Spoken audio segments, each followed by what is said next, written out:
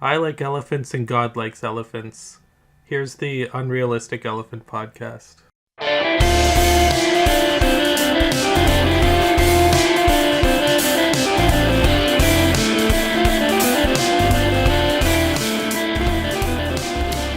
Welcome, everybody, to the 5th episode of the Unrealistic Elephant Podcast. The elephant is still unrealistic. I don't know. Was that good? That was great. Okay. I'm Nathan. Yeah, Okay. Yeah, and we got Eddie. a guest here, Eddie. And do you want to plug yourself and what you do? Sure, thank you. My name's Eddie. I'm also known as Your Finally Home on YouTube. On there, I kind of make any sort of content, what I feel like, kind of like, okay, fine, be that way. I usually try and do album reviews and stuff more related to music.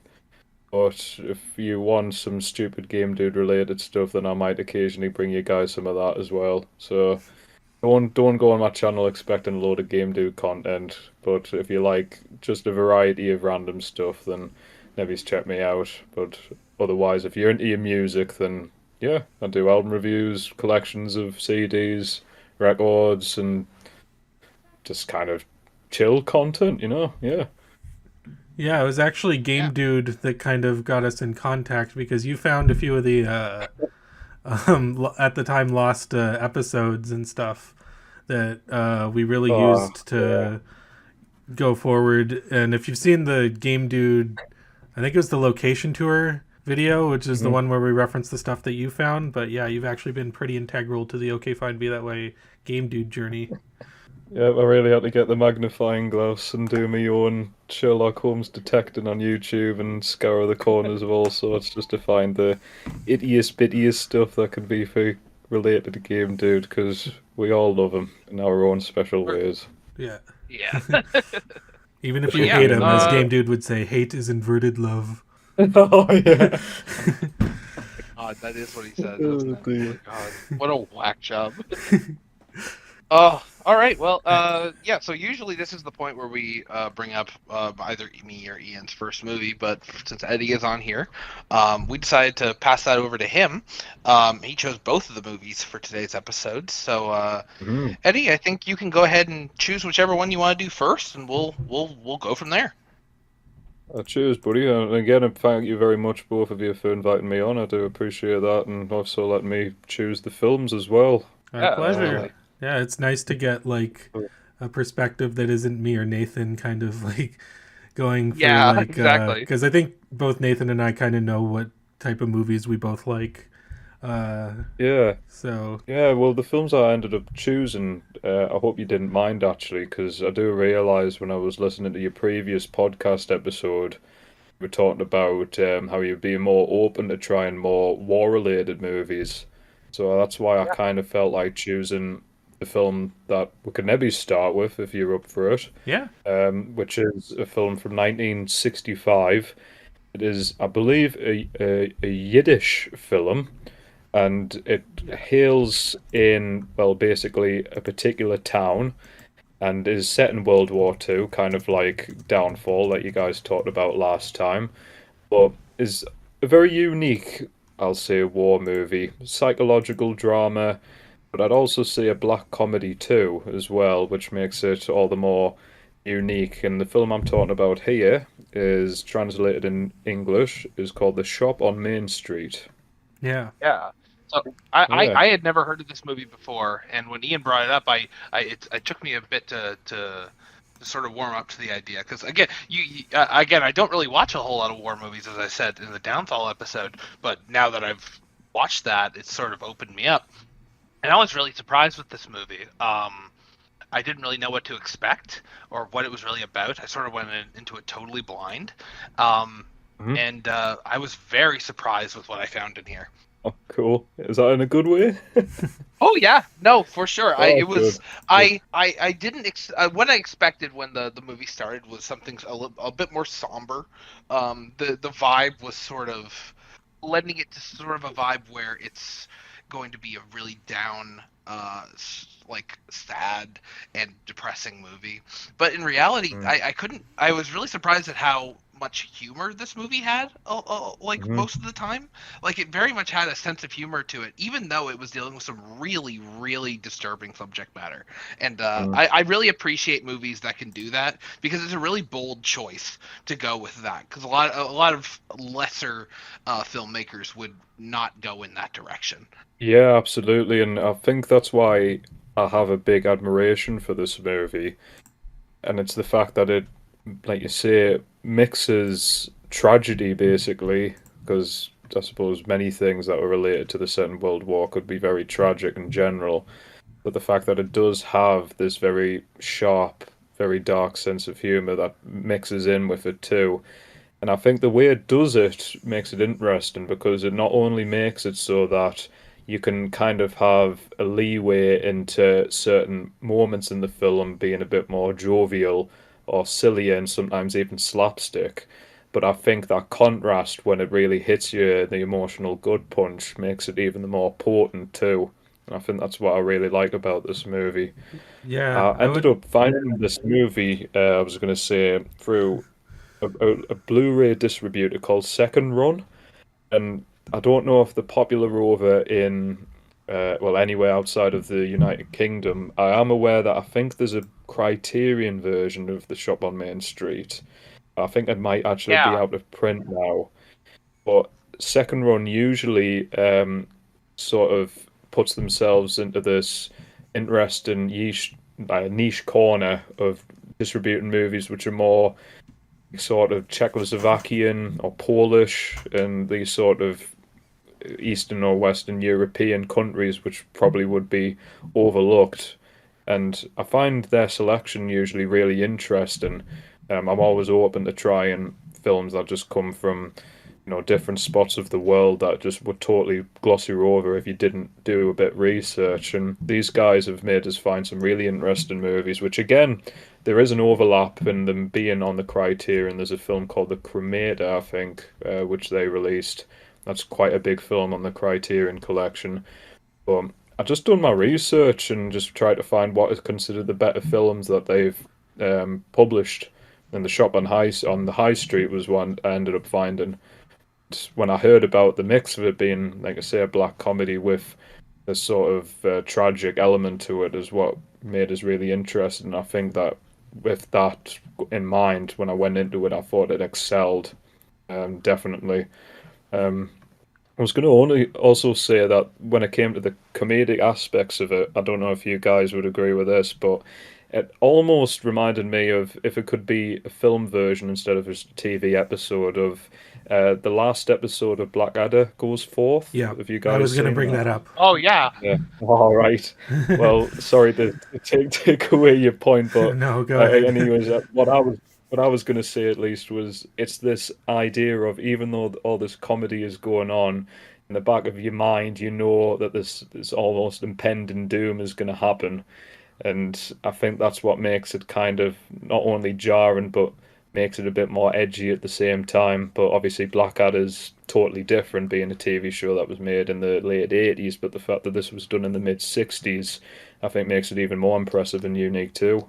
Yeah, that's Yeah. true because I've been Especially- watching a lot of like 60s and 50s movies and like you can really tell the kind of like post-war sort of trauma still bleeding into a lot of the different art and stuff from around that time. Like last year I remember you recommended to me The Cranes Are Flying, which is another great movie. Oh yeah. And actually earlier this month I watched Ivan's Childhood, the Tarkovsky movie. So I've been Oh actually yeah, watching a lot of like yeah. post-war kind of era movies and like seeing their perspective on different things, and like it's much different than when you make a war movie today. Not to say that aren't a lot of good war movies that come out nowadays, but you can definitely tell like the trauma of the generation that just experienced it when you go back and watch some of these movies.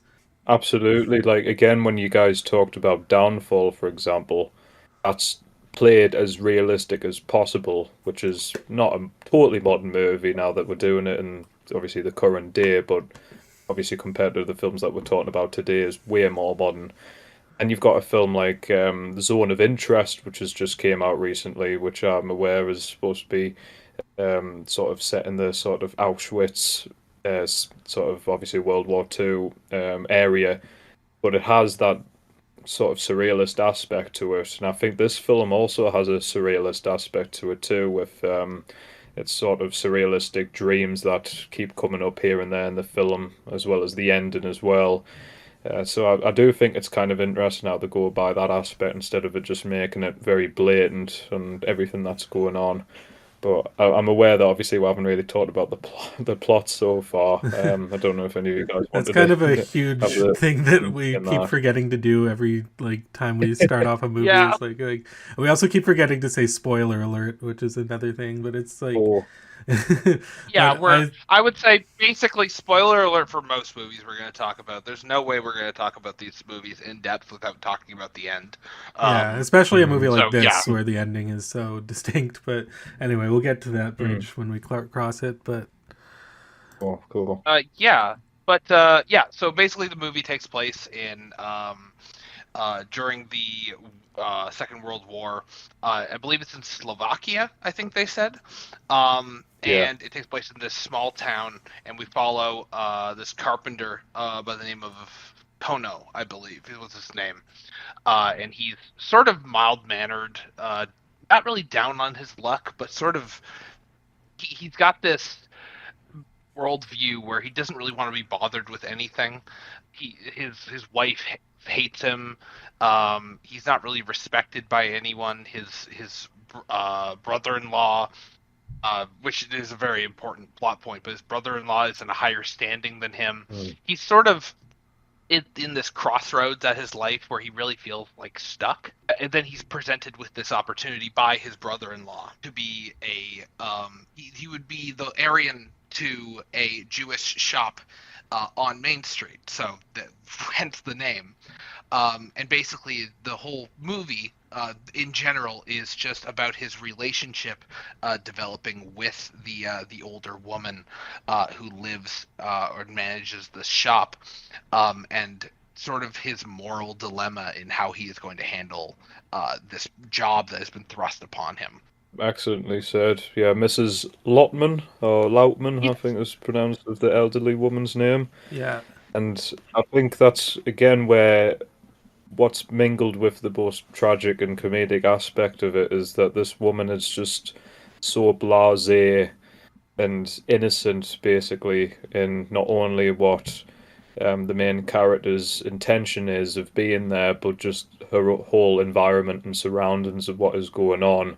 To her, she's just kind of getting on with her day-to-day routines, and nothing really to her point of mind is really affected by it until certain moments come up that she just doesn't understand that are getting affected, such as, well, for example, which I know I'm just jumping ahead a bit, but the main character, for example, tries to help her out, shall we say, but he ends up interrupting the Holy Sabbath, and she cannot understand why he's came into her shop on the Saturday. And again, it kind of adds to that tragic element where she's just so innocent in what's going on. But obviously, the majority of the film, it also adds to the sort of facade and funniness as well to it too. yeah, she's hilarious in the movie. Like, she was probably my favorite character, and I think she might have gotten a nomination for like Best Actress or something, which is kind of for an obscure kind of foreign movie to even get a nomination for Best Actress back in like the 60s would have been pretty insane, but she absolutely deserves it because her performance in this was great. Absolutely. Yeah, Obviously, I can't put down the performance for anybody in here. I thought that all of it was played really well. But no, I think she done excellently. That I'm not going to even attempt to pronounce her name, but I thought she was definitely a highlight and well deserved the award she got. Yeah, and, Yeah, it was. Yeah, I just looked it up. They won the Academy Award for Best Foreign Language Film, and then the year after that, she won Best Actress in a Leading Role at the Cannes Film Fest. Oh, okay. Yeah, so this is a very decorated film. Yeah, and it was kind of Isn't it? interesting because like I actually looked on the speech for the Academy Award, and I found out that the author who also co-wrote this film, his son, I guess, is like a jazz musician and he's still active nowadays. Like I'll leave the link for him in the Discord thing, but it's kind of funny. That's cool. Yeah, it's like, and he's still like, yeah, you can check out some of his stuff here. I actually enjoyed it, but kind of looking more into the author, the original author, because this was a book initially by Ladislav Grossman. I'm absolutely sure I pronounced that 100% how it's supposed to be pronounced. And with I kind of looked into it to see how much of the story here was real, and apparently Grossman was actually a Jewish person who was growing up in the war, and most of his family died in a bombing, I guess. So he was somebody who was really affected deeply by the horrors of war, and so he wrote this book, kind of like, not, I don't think they're based off real people, but it was just about the real experiences he was having around the time.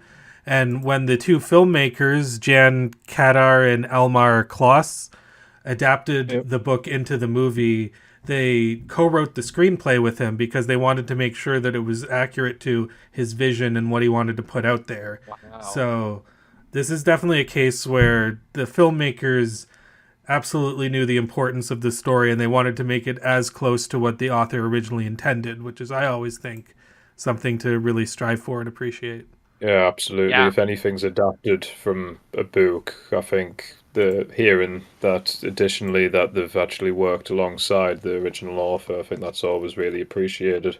Yeah, for sure. Absolutely. And I looked into the directors, because apparently they had a career directing stuff together, but this is the only one that I feel has really bubbled to the surface in terms of like availability, because they have like these other movies called Accused, Music from Mars, At the Terminus. Like, I can't find much information about anything else they've made, so I think this might be like, you know, a huge series on my channel is the Obayashi stuff, where I try to like unearth a bunch of films from that director and bring them to like a more North American audience. Like, this is another thing where there are just so many directors around the world where they probably have like one or two movies that pop up, and I don't know, these other movies that they made might be masterpieces too, but it really gets me interested to see, like, why are these obscure movies as good as the one that actually got attention, or was this like a fluke? I don't think it's a fluke in this case. I mean, in this case, it seems very intentional that the movie came out as good as it did. Like, there was some real talent behind this. Absolutely. No, and I think that's why I appreciate being quite lucky, really, being from the UK and having these distributors like Second Run, because I do try and look up the different things that they end up releasing, and sometimes I do just kind of take a bit of a risk and just buy a film just because it says the plot of it, because otherwise I really cannot find much about any films that they usually distribute anyways, because it just isn't that well known. So I think that would be really interesting, that, because like you say, it might be a case of it isn't a fluke and that is genuinely their best film, but I think it's always half the fun doing a bit digging and seeing if you can find a hidden gem. Yeah, absolutely. To get back to the plot, so essentially he's thrust into this position of Aryanization. I believe they are in the first Slavic Republic is where this town is in, and which is like a client state of Nazi Germany. So essentially, an offshoot of the Nazis are running this town, and I think that's really interesting because you really feel the grip of Nazism in this town, but none of the symbology. Like, you don't really see. You see people walking around in uniform with armbands, but these armbands have the Slavic Republic emblem on them. So you see it and you have almost double take. You're like, oh, I thought that was a Nazi. I guess it's not a Nazi, which is almost like how you imagine anyone else would feel in this sort of situation. I guess I couldn't say anything. I wasn't alive at this time, but like, I mean, that says generally how the Nazis did things. I mean, even the swastika itself, it used to be like a Christian symbol, I think.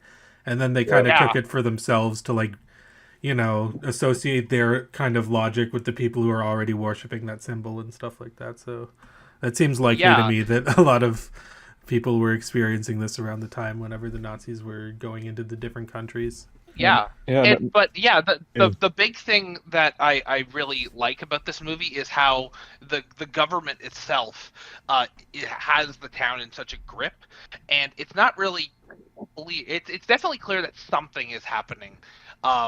And we as an audience know what is happening is that they're trying to get all of the Jewish people out of this town and put into work camps.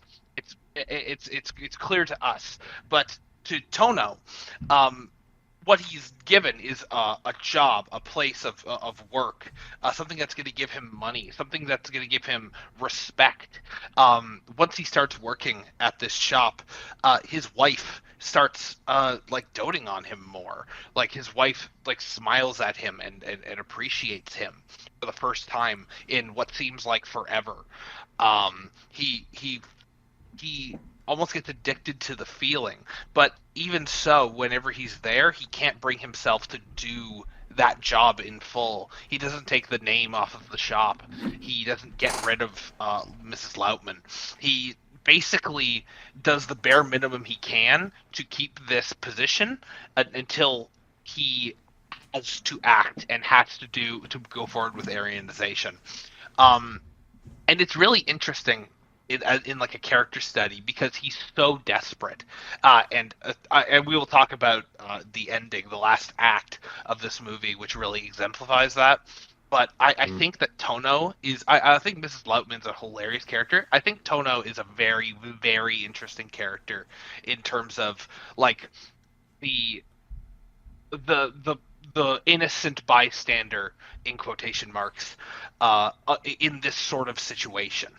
Definitely. I remember when I first watched it and following his character and thinking that's again what kind of made it surreal and its way that he's conveyed, because I think the way he sort of reacts to things, he's a very expressionable character, and I know when I say someone like Mr. Bean, for example, it sounds like a weird thing to jump to, but he does kind of have sometimes those reactions to certain things that go out throughout the film.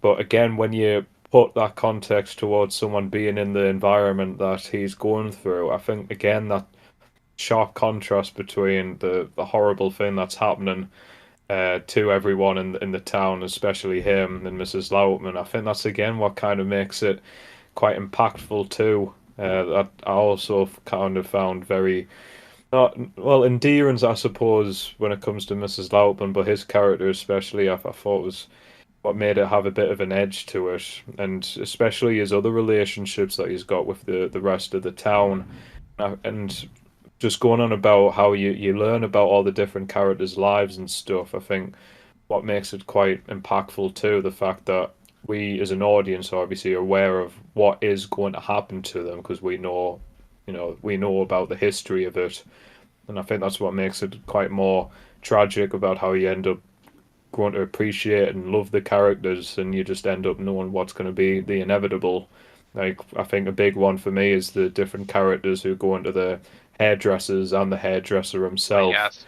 And I think that one, all of the scenes in that are some of my favorite scenes personally. And of course, as the film goes on, certain things happen, especially eventually to the hairdresser himself, and that's when you again kind of feel really, really bad about what happens to the characters. And just to give a quick shout out to another film, have you guys heard of a film called Shoah? It's like a French documentary, excuse me, that was made in the 80s. What's it called, sorry? No, actually. Called Shoah. It's spelled Shoah. It was made in Oh, wait, yes, I do know 1985. about this. Yeah, it's a documentary. Really, it's a huge documentary. It's I think over 9 hours long. Yeah. And not to get too off topic, but the film basically doesn't show any archival footage of what happens in the 40s. What it ends up doing is trying to interview people who were still alive in the 80s who lived through it. And the reason why I bring that up is the most impactful scene for me in that entire documentary is when, funnily enough, the director who acts as the interviewer interviews a hairdresser, who is actually getting interviewed while he is in the process of cutting hairs. But what he ends up saying is that he was a hairdresser in the Holocaust, and what he actually done was he was cutting people's hairs before they literally went into the gas chamber. And I just thought it was kind of interesting how there's two films that exist out there where my favorite scenes take place in the hairdressers. But yeah, I thought that was Wow. kind of interesting to bring up. But yeah, I love the hairdressing character in this film, Mr. and it's Cap. just all the scenes that happen in that too. Probably because obviously many people are coming in and out, and it's almost like a communal area. And I think that's when you just kind of learn about everyday lives. And I think again, when the film progresses and things take a more harsher tone, that's when the film sort of, like I say, creeps into being more and more hostile and in a way sort of scary when you're thinking about these people's lives, you know. And again, with sure the fact that it doesn't show the the actual archives, and it doesn't show people, you know, suffering horrific things that happen in the Holocaust. I think that's again why I quite like this film too. The fact that it doesn't really have any of that; it just has people's day-to-day lives. But I think again that sort of knowing the inevitable is going to happen to people, and you don't get to see what happens to them when some of them sadly obviously end up facing the consequences that they obviously need and have. It's that fear of the unknown sort of aspect too that I think this makes this film again kind of impactful. Yeah, and when you bring up things like not showing that archival footage, we don't really know what happens to a lot of these people. Again, we meet all of these characters in this barbershop where that we meet basically everyone in the Jewish community in this specific town. And we talk about his name escapes me, but the friend of Mrs. Lautman who initially tells Tono to just come to the shop and help her out, and just we will pay you to continue keeping her safe. And he is outed as a Jewish sympathizer, and I believe he's killed. And we never see how. We never see we see him roughed up, but his death and treatment is off screen. We don't get to see it because he is not treated with that respect by the acting government in this town. It's really disgusting how they treat these people, and you really feel that. Yeah, it's just honestly incredible how they show the emotion of the community and how it affects everybody. It's really incredible. Yeah, and I was kind of thinking when you brought up a lot of this stuff. I mean, there's a quote from I think Francois Truffaut. It's kind of a famous quote about how there's no such thing as an anti-war movie because the camera will always glamorize whatever it's pointing at. To be fair, I'm not sure if that quote is exactly what he said. I think it might have been kind of butchered in a game of telephone over the years. But just to kind of take that quote, like whether it's actually what he said verbatim or not, a lot of the war movies I see that are really impactful don't actually show a lot of people on the battlefield. Like going back to Obayashi, who I brought up before, a lot of like Obayashi's movies, the one Bound for the Fields, the Mountains, and the Seacoast, it's always, it's about the youth in Japan leading up to the war. And then at the end, it just kind of shows the horrors of the war, and it doesn't actually show any of the battles or anything like that. So with a movie like this, The Shop on Main Street as well, it's it's showing these people as people and not as like soldiers in the war, not people who are like going out and fighting, big battles or everything, as like kind of superfluous action sequences. But it's really just, it focuses in on the characters and making you and showing what their lives were and how the war affected their life. And I think that is in the essence how you make a true anti-war movie, is like just by really showing the horrors of the people rather than, I guess, the horrors of the carnage itself. Not to say that, you can't make a, powerful scene that takes place during a battle, but I think what ultimately is more important in a situation like this are the characters and feeling their dilemmas boil to the surface and being their lives being totally changed by a situation like this. Absolutely. I think I agree because again, that quote, I kind of see where it's coming from. Some people might not see the point of watching something like a horrific scene out of a war that you can end up being glamorized, and they might just enjoy it from the technical aspect of it, whereas this film in particular focuses on dialogue mostly, and that's what ends up meaning and that you get attached to the characters because of the distinct personalities and a lot of them being very lovable. Yeah, for sure. And it's too like you can tell that at least for me because I've been around a lot of Jewish people, like you can kind of tell like their culture is very much woven into kind of the way that they're acting. Like the woman who played Mrs. Loutman. Mrs. Loutman, yeah, like it was you can definitely tell like she's kind of an old Jewish lady from what you would see before the wartime and kind of the innocence of like before the full scope of like the Holocaust and how anti-Semitic rhetoric kind of really sunk in. Like I definitely felt that like culturally this movie feels very Jewish in a lot of ways, and I don't mean that in like a funny way. I mean like you can definitely see like the differences between their religions was something that never really was affecting them before that, but you know, with this new fascist rule coming in and, you know, dividing people in that manner where you're either a Jew or a Jew lover or you're on the side of the Nazis, like you can really feel like that divide happening, not because they want it to or because that's how they actually feel, but just the atrocities that the government was committing around that time and how it influenced people. Yeah. Yeah. And yeah, when we were talking about Downfall, we talked a lot about how Downfall is really showing the perspective of the Nazi Party from the Nazi perspective. This very much is showing it from a bipartisan perspective. Tono is, at the beginning of the movie, wants nothing to do with fascism or the government or Aryanization, but he sort of has to. It's thrust upon him by his brother-in-law, who is a major part of the fascist government in town.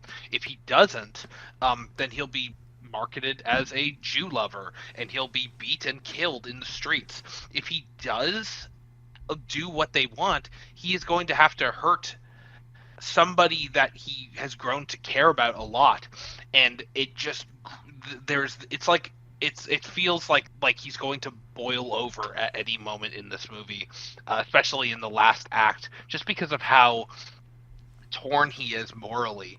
Like, fascism is something born from a political party. It isn't baked into him. This isn't what he wants, but it's not something that he has a choice in.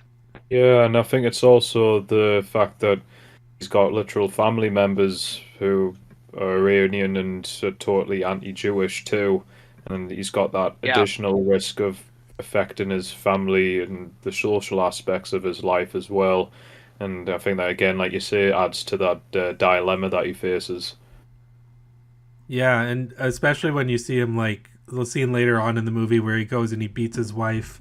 It's like that's something he would never do at the beginning of the movie, but you know, the kind of like the fascist rule and believing in violence and all that stuff. You can see how it's like actually affecting him to the point where it's really ruining the relationships of the people around him. Yeah, because before that he was in his marriage seemed loveless. Like, his wife didn't like him. He didn't like his wife, but he never seemed like he would be the type to hurt her until she starts bringing up these fascist ideas. Why don't you just kick her out? You should have got rid of her.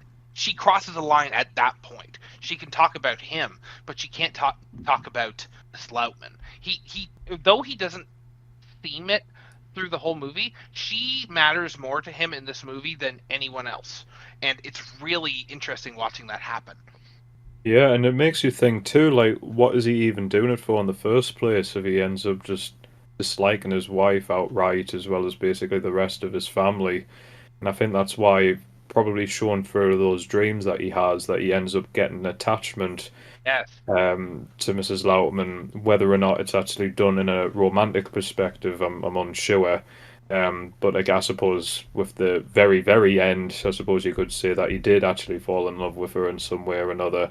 Maybe it's because of her being so innocent and just totally different personality wise to everyone else in the film, really, especially his own family. Yeah, and I noted that these dream sequences almost seem like Lynchian, which is the probably the best way I could describe them. It felt like something from like Eraserhead almost. When you take the current situation he is in into account, it's very eerie. It's almost it's sweet seeing how he thinks about her, but knowing what he has to do, it's almost really terrifying the internal struggle that he's going through. The only thing that made us think it's Lynchian, never mind the sort of like surrealistic, sort of weird dialogue, is the way that it's shot too. How the camera sort of follows them along when they're doing those elongated Yeah. walks. That's something to me that really makes it kind of eerie.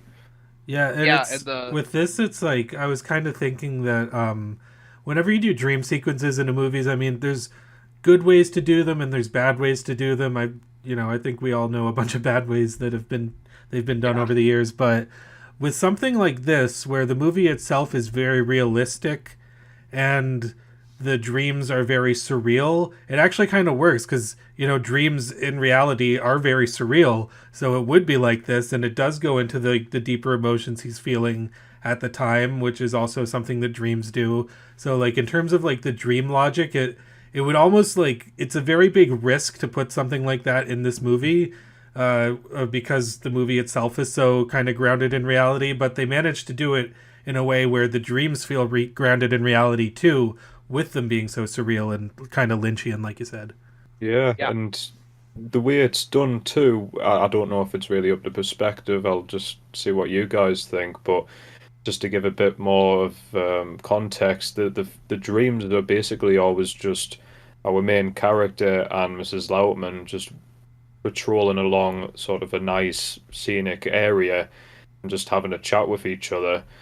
But they're dressed in very, very nice, well, dresses, and it just makes you kind of think: is this supposed to be, in his perspective, uh, way before all of the war happened, or do you think it's Nebi's, suppose, in his sort of mind, thought of as the war isn't happening at all, and they imagine it in the present tense, or do you think maybe he's imagining that once the war is over, that this could actually be a real thing that's happening, say in 5, 10 years time?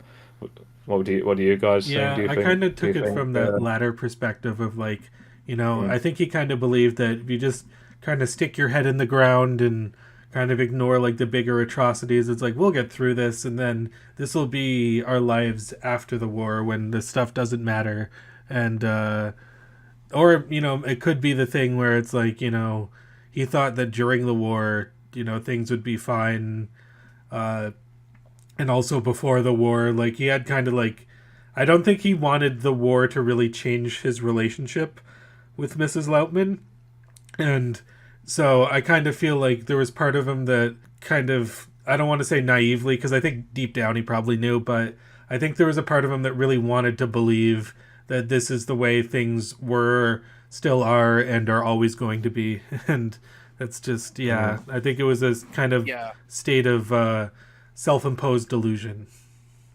Yeah, and mm, the other thing is, uh, he's never really known Mrs. Lautman in this way that she's perceived in the dream sequences. She's very lucid. It sounds like she can understand everything he says. It sounds like they are in understanding with each other. Because another big thing about their relationship is it almost feels very one-sided sometimes. Because she doesn't really understand what he is to her, but he is holds all that knowledge. Um, this version of Mrs. Lautman is like a fantasy to him. I don't think that past, present, or future she could have ever existed like this to him. It's really just the idealized version that he's made up in his mind to justify what he's doing. It's very telling because I can Tono is I will say a cowardly person, and I don't really say that in like like an insulting way, because I think in any situation, again, he can submit or die. those are his options. There are no other ins and outs about it. He could leave town, but that wouldn't save her. Her life is in his hands, and there's no way for him to save her unless he gives his own life. And even then, she probably won't survive that. It's just watching this man break, and that's basically what the entire third act of this movie is. And I want to say I wanted to talk about the third act because it's one of the best third acts I've seen in a lot of movies that we've watched on here, because basically the whole thing is shot from to set the scene. This is after he beats his wife and has that big explosive meltdown, and he goes to go get Mrs. Loutman because he really believes that he can save her. And she, of course, doesn't understand, and he stays the night there. And he wakes up to the government cattling up all of the Jewish people, calling them out by name. You can hear them from outside on the loudspeaker. And it's just him. He tries to get her to go, he tries to get her to hide, and she doesn't understand, as always. And he doesn't know what to do.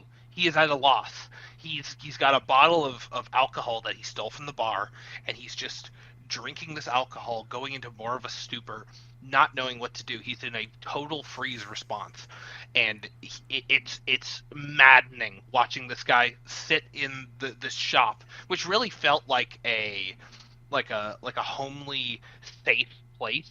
Almost, the movie sort of tricks you into that, makes you feel safe. This and in this last act, it makes you feel like this place is turned on you. It's like a prison, and it really feels like the walls are closing in. Incredible work of tension, because I felt like I was going to crawl out of my skin through this whole final act. Yeah, I totally agree with everything you've said there, mate. Yeah, I really enjoyed that too, and the fact that the film is able to actually escalate in such a really, really good way too. Again, you kind of expect this to happen. You know it's inevitable, but the film still manages for you to be engrossed in it because of the way that it's done. And you really, by this point of the film, really feel for the characters, and you know exactly what they want and what you hope that they get as well, because you get so attached with them too.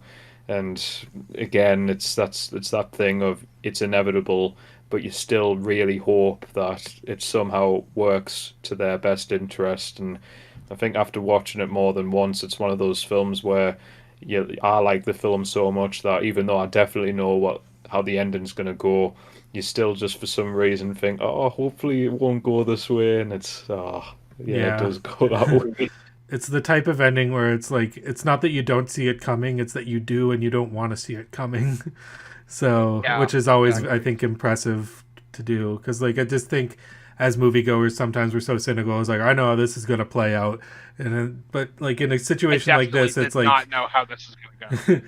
Well, like, yeah, they're kind of like, well, I know the Nazis are going to come and like round up all the Jewish people, but I don't know, maybe they could survive this somehow. But like, yeah, it's very much. And I remember just thinking at that point, like, wow, this is the same movie that started off with like a 30-minute sequence of them like drinking and like getting really like wasted and everything. It's very much like, but that is kind of like the post-war and or the pre-war and post-war.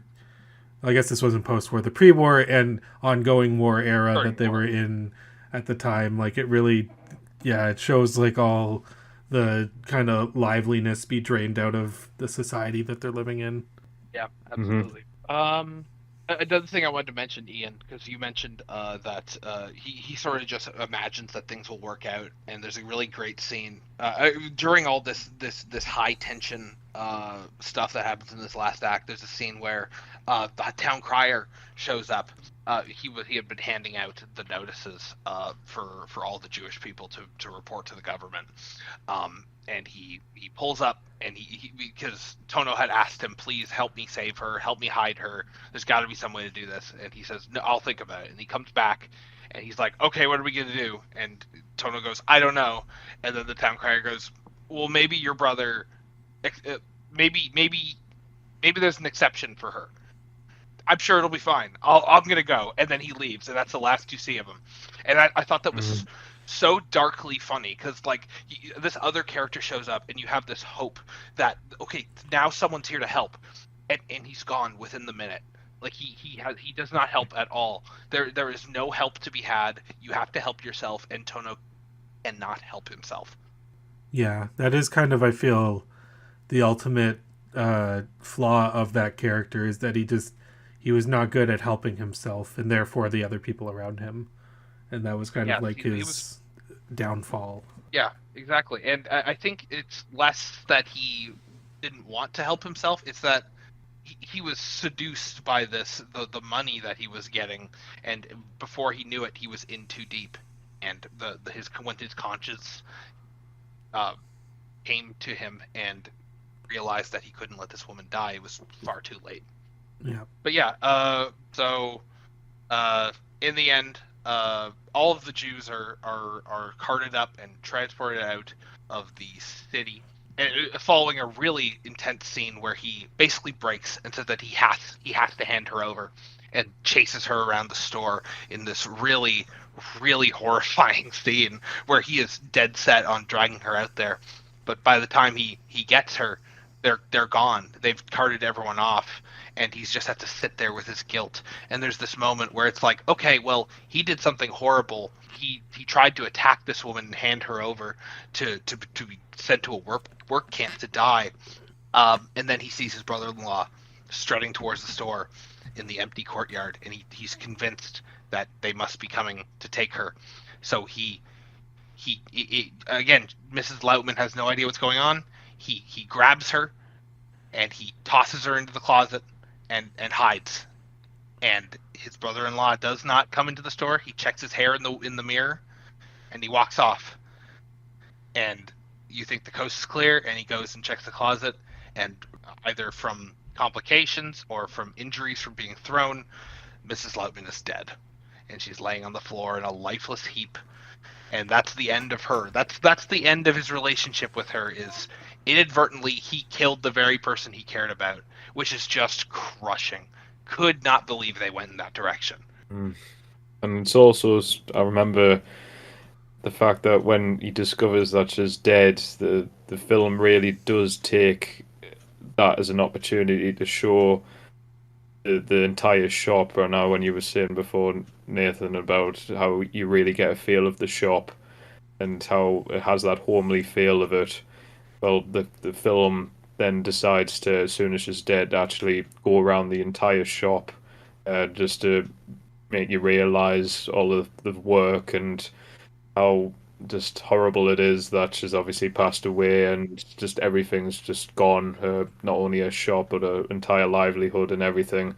And not only that, but it's almost like the camera keeps going to him, and it's almost like the camera is like the audience who are in disbelief about what's. And he's got this like, you can just tell, even though it's like silent for so long, he's got this massive amount of guilt that he's feeling, and it obviously ends up leading him taking the decision upon himself to end his own life, using some of the stuff that she actually has in the shop as well, which is also really, really dark too.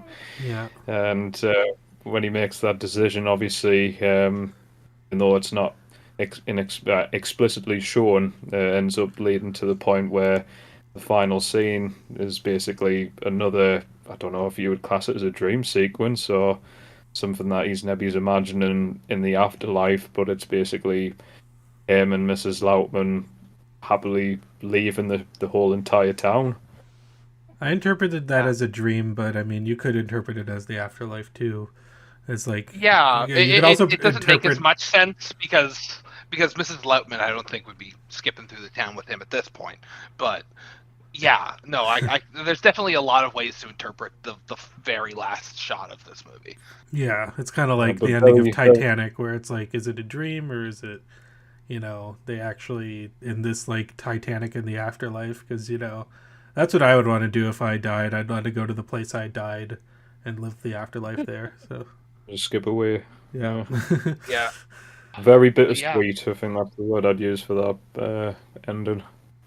Yeah, I would Yeah. say that like yeah, I mean you could say that it's extremely bitter, maybe a little bit more bitter than it is sweet, but there is kind of like this sweetness of like, you still feel, you know, even despite all the, being paid off and all the fascist kind of influence and everything, you can still kind of see this as his internal what he really wanted out of life at the end. And you know, as horrible as things turned out to be, like it still feels like a part of him, the goodness in him still lived on until the end, even with everything that happened. So No, I think again, if you really put thought into it too, I suppose did he in not some really dark way done her a favour, a sudden quick death compared to if she was caught and whatever atrocities would have happened to her, if she was kept alive. Would that not be a better way for her to have passed away? that's true. And she did die in the place where That's a she good like point. built up her entire legacy. She wasn't in like some camp being rounded up in a chamber with a bunch of other Jews and just being gassed. Like she did, she got a quick death in the place where she truly lived, and she wasn't treated like a pig going to slaughter or something like that. Yeah, Yeah, absolutely. So, pretty much everything. absolutely great call on this one, Eddie. I had a really good time with this one. This is definitely, again, I'm just opening myself up to movies like this, and I really I like it's a unique type of emotion it elicits in you. I love this. This is an awesome movie. Oh, that's really good to hear. Yeah, and as Yeah. someone who like I've been opening myself up to these type of movies for the past couple years. They haven't always been kind of my jam, but I've gotten a lot more into like the Criterion stuff, and like because it used to be kind of intimidating for me to like, not that I didn't like black and white movies and foreign movies, but it's like, oh, I'm gonna go watch something from the '60s, and it's like, oh, it's gonna, maybe be a little bit of hard entry, and not like just to sort of like grasp the type of emotions that were going through everybody at that time. But like I've really opened myself up to that type of cinema in the past few years, and this is absolutely one of my favorites in that category, I would say, from Brilliant. the '60s that I've seen. That's fab. Well, a personal favourite of mine, and even though I keep going on about second run, don't say you heard it from us, but a little bird told me this film might exist on YouTube, in case anyone wanted to see it Oh. themselves. Oh, who told you that? A little bird, I I guess. don't know. Yeah, just a a little, bigger bird. a bigger, more legal happy bird told me that it's also on Criterion Yeah. channel as well, which is where I watched it. The Legal Eagle. Yeah. Legal. Yeah, you can find the shop on Main Street on Legal Eagle's channel. He said it's all good. He said there's no problems. Don't ask. Is that now 5 episodes where we randomly brought up some YouTube channel with no reason? Yeah, but it wasn't in a disparaging way this time. I think that's a first. You know what? That's growth. All right. Well, that was our discussion for the shop on Main Street. I think we'll take a quick break. Oh wait, actually, and when we come back, before we do, is it called the shop on Main Street in the UK? Because I think I saw it said the shop on High Street. Like, what's the best way to find this in the UK? Well, in the UK, don't keep doing what I keep doing and calling it the shop around the corner, because that's a totally The different Jimmy Stewart movie. Jimmy Stewart movie. You'll be very disappointed if you go into that expecting a sort of dramatic war movie. It's a very different movie. Is So, it a good no, movie? I haven't don't. actually seen The Shop Around the Corner. Oh, it's a beautiful movie. I watched it for the first time on Christmas, and it's actually kind of a Christmas movie too. Oh, So really? if you didn't want to watch It's a Wonderful Life, Yeah, I was and gonna say if wanted you want a another different Jimmy Stewart movie that's Christmas Yeah. based, I guess that exists. Exactly. Yep, that's right. But if you wanted to find it on the UK on platforms, I believe it should be under that same name. It should just be the shop.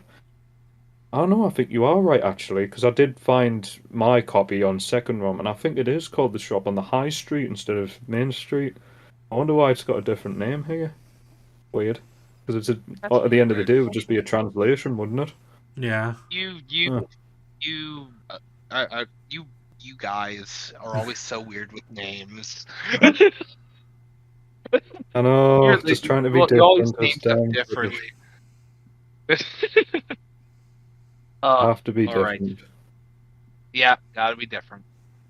Yeah, Yeah. so US, So shop on Main Street, UK, shop on the High Street. Okay. all right. So with that, let's take a quick break. Let's go refill your snacks, and we'll be right back with our next movie. So stay tuned.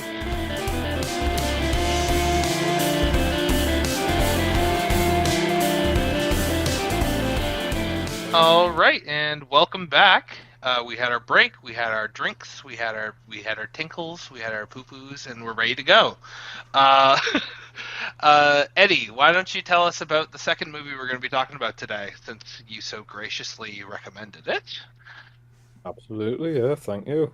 Well, the second movie is again going to have us going back quite a while ago, but not as far. We're going to actually be going into the 1950s this time, where we're going to be seeing the masterpiece. We're going to be reviewing the one and only The Big Country, one of my favourite movies ever, and what I consider one of the greatest westerns ever made.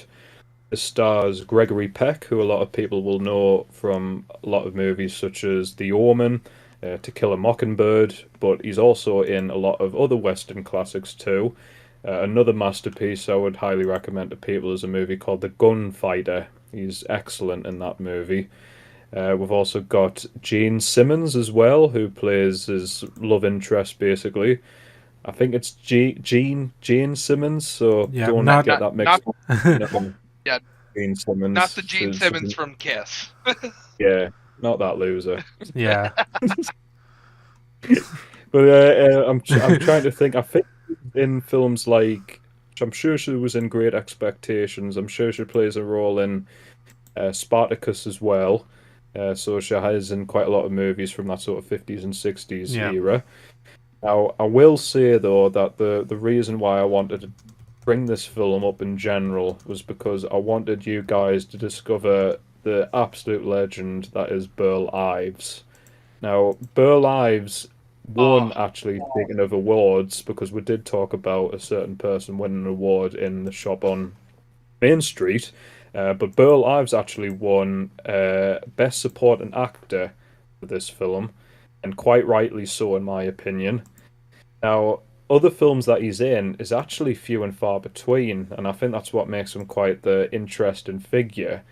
He is mostly known, and I wouldn't say over in England it's actually as much of a cult classic as it is, but he was in the stop motion classic from the 1960s, which is the animated Rudolph the Red-Nosed Reindeer, where he plays Santa Claus. No, not Santa Claus. He plays a snowman. What would you say he plays? Snowman. I can't remember.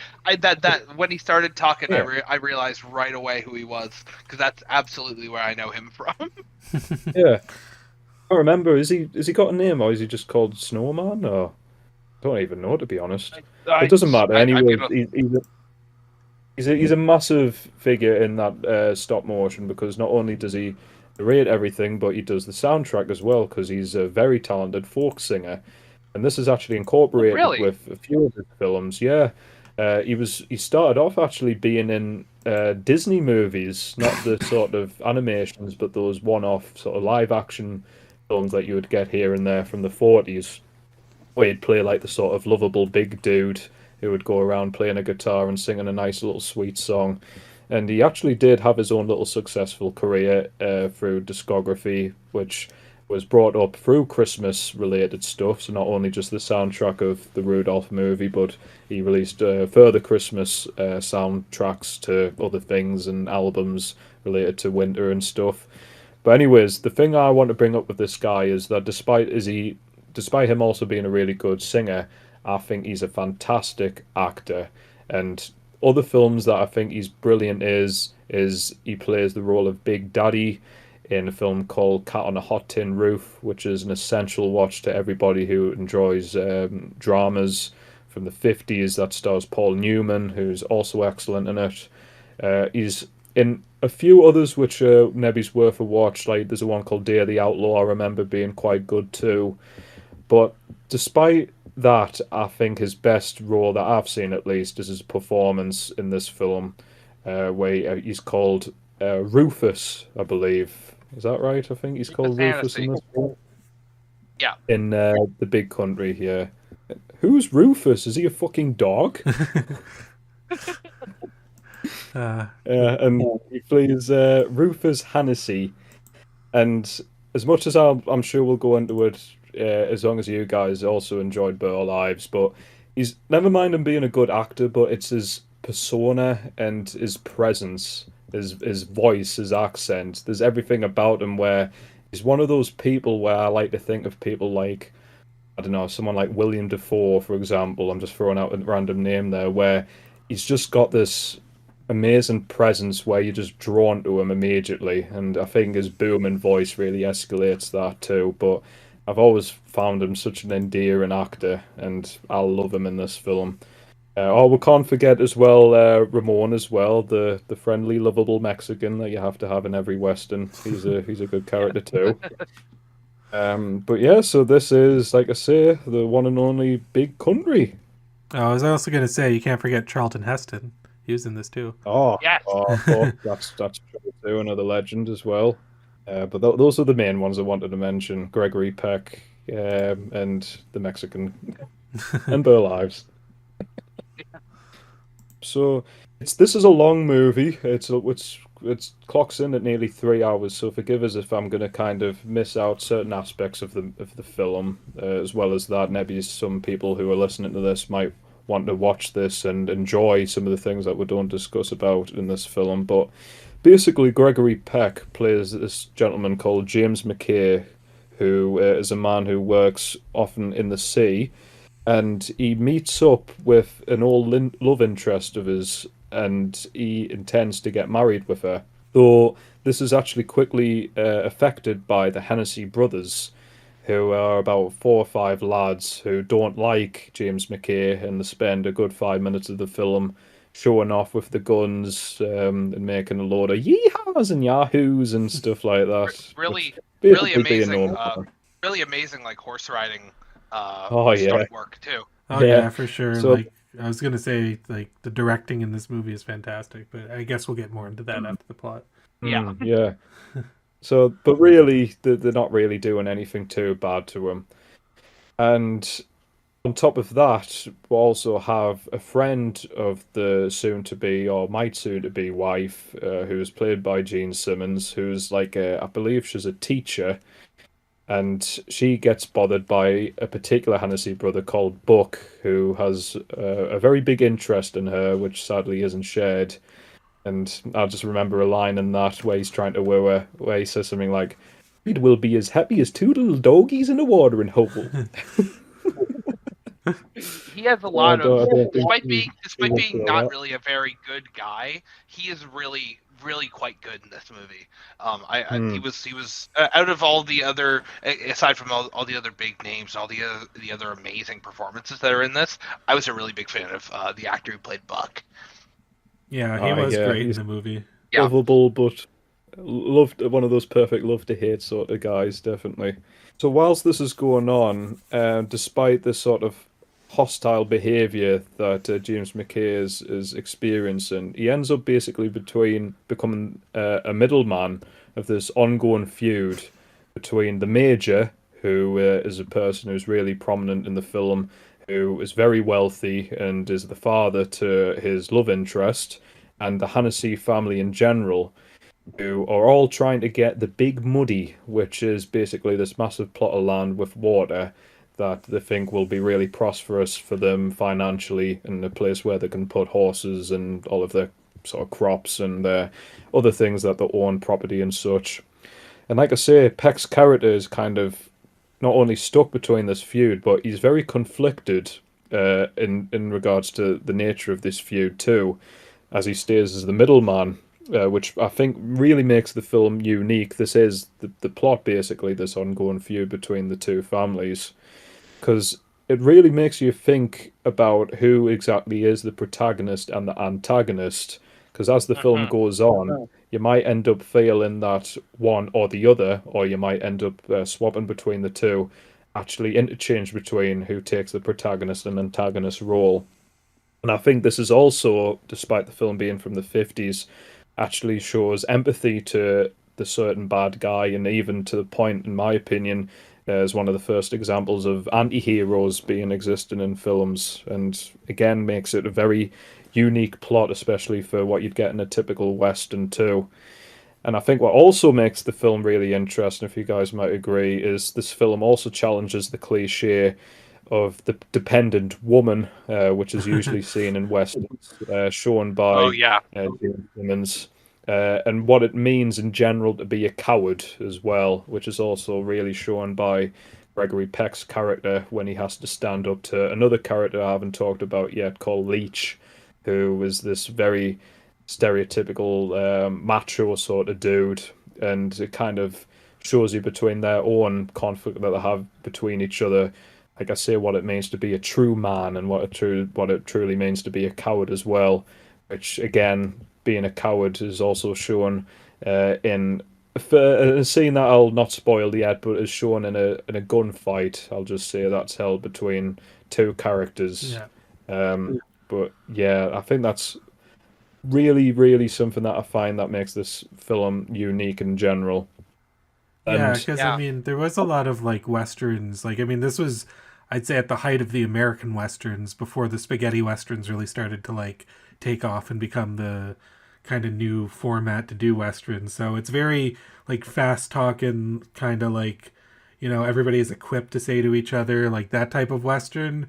But it's not a it's not a superficial type of thing. Like they're going into like some really like deep themes here, you know, exploring a lot of different aspects of humanity. And it's like when you say like the concept of being a coward, like it's not just the concept of being a coward, but it's also the concept of what do other people perceive as being cowardly in this type of age where like everybody's going at each other with like guns and stuff like that.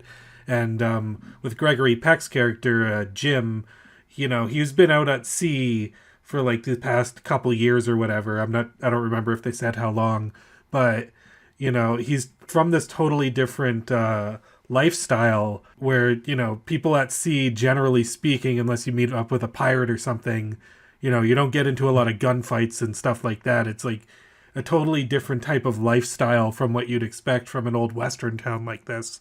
So like he almost kind of literally feels like a fish out of water in this scenario that he found himself in. And I really like that aspect of his character. Yeah, and he really, well, when you come into a movie like this, a lot of the time when you have a fish out of water situation, you, most of the time, I would say most of the time, but most of the time from my experience of watching movies like this, a fish out of water is usually one of these people that sort of looks down on the ways of the world that they've sort of stumbled into, and sort of has to learn to adapt and fit in. That's very common, and I imagine there's a lot of westerns like that. But it sort of challenges your perception, because that's immediately where I thought this movie was going. Is when he comes in, the first shot of him, he comes into town with his press suit and his bowler cap, and everyone's looking at him. You really feel like, oh, well, he's gonna come into his own. He's gonna become a good old American cowboy. But that's not what happens at all. He challenges the very concept of the American cowboy, which is such an interesting thing to do at this point. Whenever the American Western was so big, he's not an American cowboy. He's not fast talking, fast shooting. He's a diplomat before anything else. In a world of people who have no need for diplomats, they just want to shoot their problems away. Yeah, and I think that ends up being the main cause of what the film escalates into, what Gregory Peck's character ends up seeing firsthand, and I think that's what makes it very interesting too. Like the fact that once he's had this little conflict between the Hennessy brothers, he actually immediately just wants to brush it off and say that it was just fine. He says that they were just fooling about and that's it. But despite his own pleas for the major to leave them alone, because of this ongoing feud, he allows his men to destroy the Hennessy brothers' property.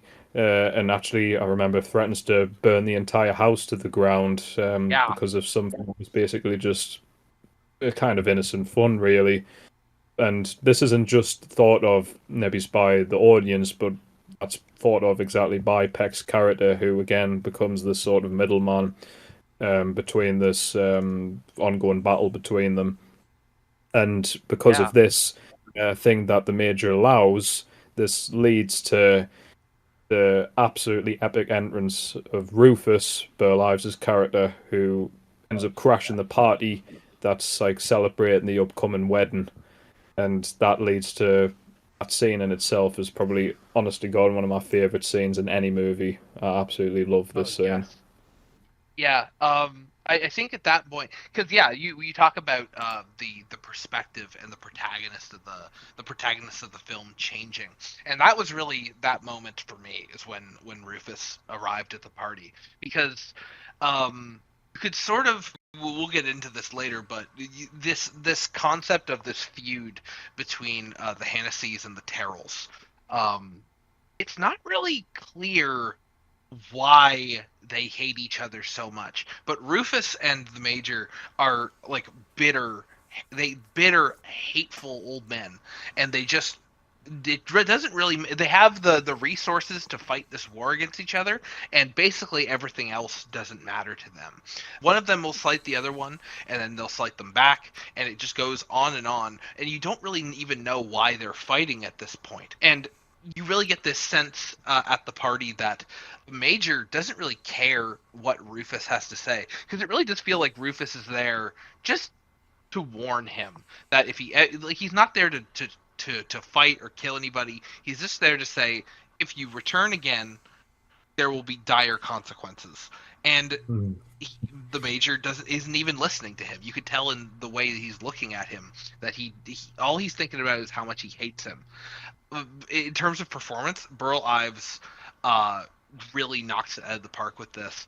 He was immediately magnetic. As soon as he walked in, you knew that he was the one to pay attention to. Just an amazing first scene by Burl Ives in this movie. Yeah, especially like in a situation like this where you need you need a villain to really like be expressive, and if you even want to call him the villain, because it's like I don't really think that between him and the people he's feuding with, I don't think there's really a good guy, which I think Jim comes to find out throughout the entire movie is like, they're not really accomplishing anything. They're kind of like kids pulling pranks on each other, except the consequences of that and how they affect the people around them are a lot worse than, the repercussions of just like a kid pranking another kid.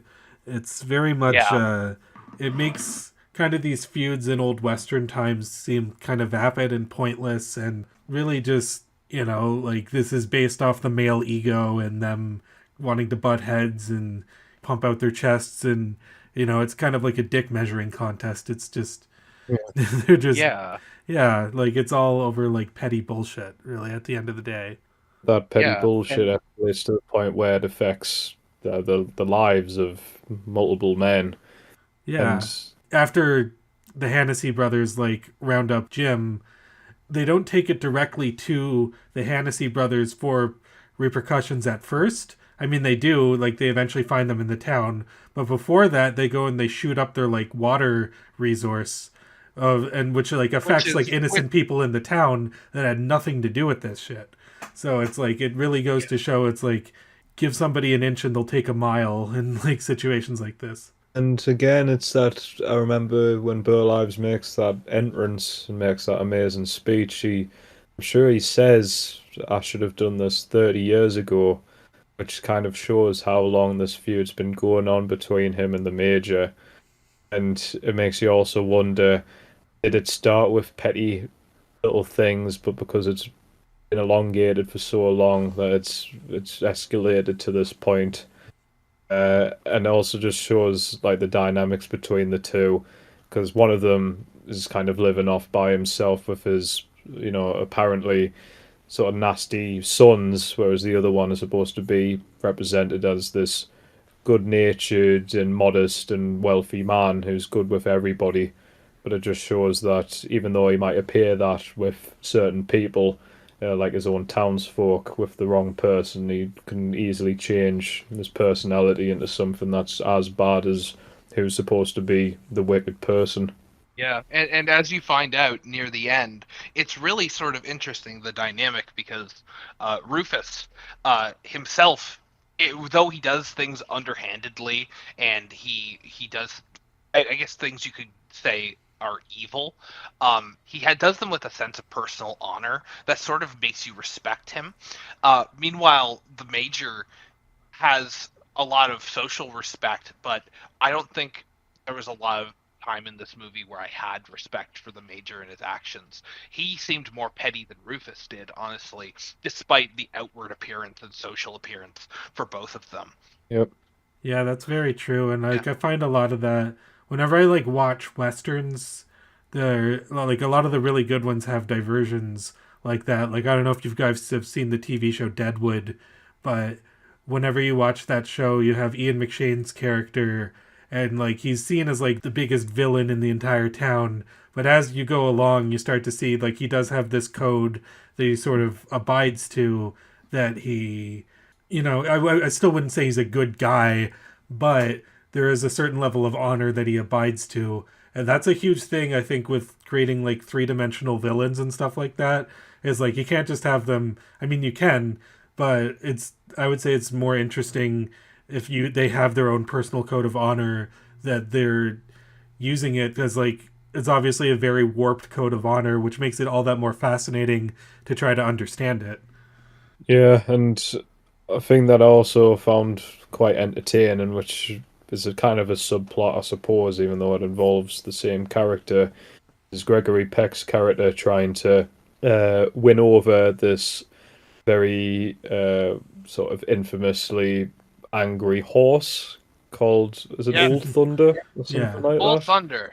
That was really funny. I think that's one of and it was like there's also really good stunt work, because I assume that wasn't Gregory Peck on the horse, but like whoever did it like did a really good job. I think it's really interesting. That was the first real glimpse you get into sort of the person that Jim is, because up until that point you sort of do buy into this sort of machismo, musclehead, cool cowboy image that the movie's trying to show you. You talk about Steve Leach, Charlton Heston's character, and he is this ideal rancher fighting for what's right and slinging guns, and like he seems like the ideal person for the setting. And basically he's in love with Pat, who is Jim's love interest, and is constantly trying to undermine his masculinity. But Jim really refuses that, and doesn't want to give him that satisfaction. So he tells him, "Let's go riding. Here, saddle him up on Old Thunder." And Jim almost immediately recognizes what's going on. He sees that this is a wild horse. It's going to buck him off. It's going to humiliate him. He doesn't need to play his games, so he denies it, which immediately makes him come off as a coward to the audience and to everyone around him. But then once everyone's gone, he's by himself, he gets on that horse, because it's not about proving to other people, it's about proving things to himself, which I think is a lot more interesting than the machismo and the bravado of Leach, because it's just showing off at that point. What's more important is proving these things to yourself. I thought that was really amazing. Yeah, and that's, for me, I never really even thought of Jim as being a coward. I saw everybody else around him label him as such, but, it was very much like, it's kind of weird to make this comparison, but since it's Gregory Peck, look at Atticus Finch in To Kill a Mockingbird. He's very much like, he's not being influenced by the racism around him, and like he's trying to take that case from, a standpoint of like a honorable lawyer. So this is kind of like if Atticus Finch was a cowboy. This is kind of how I would see it kind of working out a little bit. So, and I again agree, and I think too that it just shows why you might end up really being fascinated and enjoy his character, because even though that's more of a physical thing, the idea of him, like I say, getting into that elongated fight scene with Leech that Yes. we'll maybe talk about a bit later, as well as not giving up with Old Thunder. That is his character in general, and I think that's why you get attached to him. He's a person that just literally, especially with Old Thunder, gets back up. Yeah. Which, I think, like I say, is kind of admirable and what makes him an enjoyable character. He stands out. He's basically known as a bit of a weirdo compared to everyone else, and the typical sort of Western sort of look. But I think, like I say, he kind of wins you over with those scenes in particular. Yeah, and I couldn't think of a better person to play Jim than Gregory Peck. Like, I think so much of why that character works is because of his performance. And it's actually kind of Yeah. interesting because I've seen Gregory Peck in 3 other movies. One was a horror, The Omen. The other was a drama, Mockingbird, and the other was a romantic comedy with Roman Holiday. And now I've seen him in a Western, so it's very interesting, like, how he can go through all these different types of genres, and he fits right in with every role I've seen him in. Like, he's really, really a fantastic actor. He has Really incredible diverse, range. Yeah, absolutely he does. So. Yeah. And actually, speaking of which, Um, this is directed by the same person who directed Roman Holiday, and it was also William Wyler, and he's probably best known for Ben-Hur, which is, one of the biggest scope action movies of the 1950s. And Yeah. even though I haven't seen Ben-Hur all the way through, that's one of those big movies that I haven't gotten around to yet, you can see, like, the scale of something like that being applied to the Old West, like, just based off, like, the chariot scene and what else I've seen from Ben-Hur. Like he really captures this landscape, this, as the characters say in the movie several times, this big country that they're living in. Like, you can really, like, the size and the scope of everything that he's shooting, it's really well done. Yeah, that's why I've always really enjoyed westerns in general for me. And maybe it's an individualistic reason because I live in an area where the last thing I would think of that's literally around my area is a Western setting, and I think that's maybe why Westerns in general are so big in Britain because it really is a true form of escapism because it's an environment that's totally alien to anywhere that's around this area. So I do enjoy Westerns that have excellent abilities to show off a great way of having the camera show these massive scenes of massive backdrops. And I think that's why I really enjoy The Big Country as well, because what I think makes it especially so is the fact that the towns that they're set in are actually quite small, really. But I think that works to its benefit, not just for budgeting reasons, Nebius, but it works because the wide angle shots that are shown shows the scope of the entire environment and shows how offshoot these little towns are compared to where they're based in, and I just love stuff like that. So I think the camera work is and just the directing is done excellently. And I agree with the other thoughts about, like, for example, Ben-Hur. I know Gene Simmons as well, I think, is in that film, if I remember right. So whether or not they were, personally cherry-picked because of previously working together by also being in this film too, I'm not too sure. But I think it works really well. They all complement each other really well too.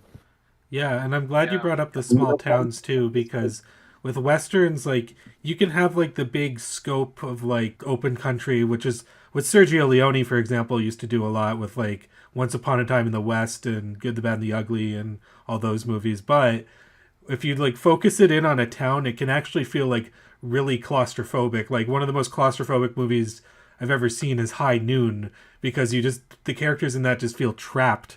So it's like, there's this really great contrast of, like, the big open country, and then you go into these towns, and it's like these small, intimate kind of places, and just the contrast between those two and what you can get out of both kind of settings. Like, it's really great, and I totally agree. Like, a lot of the great American movies are often considered westerns, and I don't think that's a coincidence. I don't think it's just because, like, ooh, cowboys are cools and stuff like that. I think that there's a lot of, like, which I think that is part of it too, but I also think that there's just like so much you can get out of a setting like this, and I think The Big Country really does in both Yeah, regards. there's other films that come to mind, like The Searchers. I think it does it really well. That's the one that I always enjoy from a visual standpoint, and I'm sure there's other few westerns that might come to mind if I think about it. But I think obviously it helps too with this being in color, because that's another thing that happened quite a lot in Western movies, even around the 50s.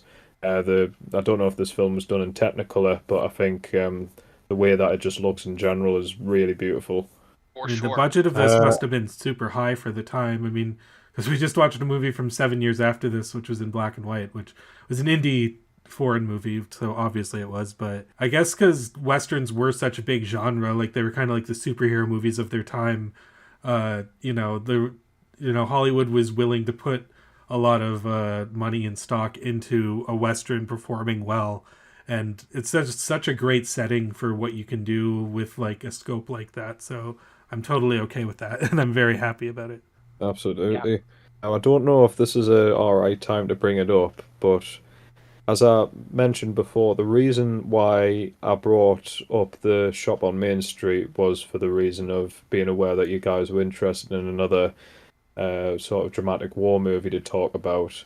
The reason for choosing this film was a bit of a weirder one, I'll say this, and I think you guys brought it up actually at the end of your previous episode, and it was because of this film references to Ren and Stimpy, which sounds Yes. It's kind of funny is when because like I just knew that the one line which was like, "Why didn't you believe me?" I remember you said that was in the movie, but I kind of forgot about it.